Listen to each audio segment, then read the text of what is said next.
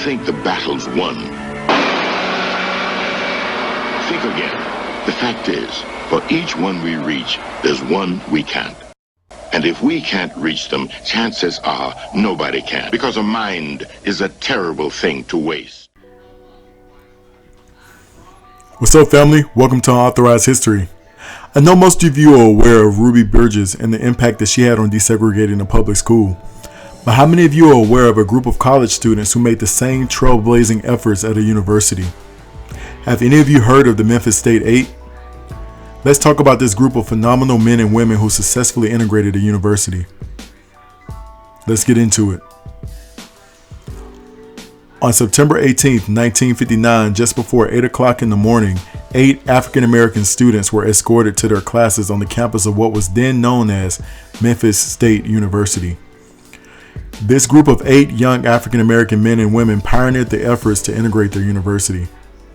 Starting from the left, these brave men and women were Ralph Prater, Luther McClellan, Joyce Gandy, Bertha Rogers, John Simpson, Rosie Blackney, Sammy Burnett Johnson, and Marvis Neeland.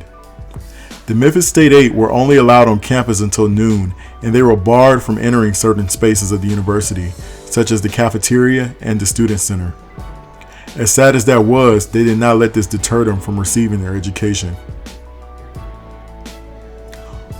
Formerly known as Memphis State University, the University of Memphis celebrated the 60th anniversary of the integration of their educational institution by the Memphis State 8 on September 18, 2019. All members were in attendance for the celebration of their historic feat, except for Gandy, Johnson, and Love, who were all deceased. Rob Prater passed away on August 7, 2022, and now the Memphis State 8 consists of 4 living members. The Memphis State 8 were amazing men and women whose accomplishment deserves to be celebrated. Alright, family, what the Memphis State 8 did was truly groundbreaking. Have you ever been shut out of something and dared to persevere and overcome it? Tell me your story and give me your thoughts on the Memphis State 8 down below in the comment section. Don't forget to like, share, and subscribe, and I'll be back with another video very soon. Alright, peace, family.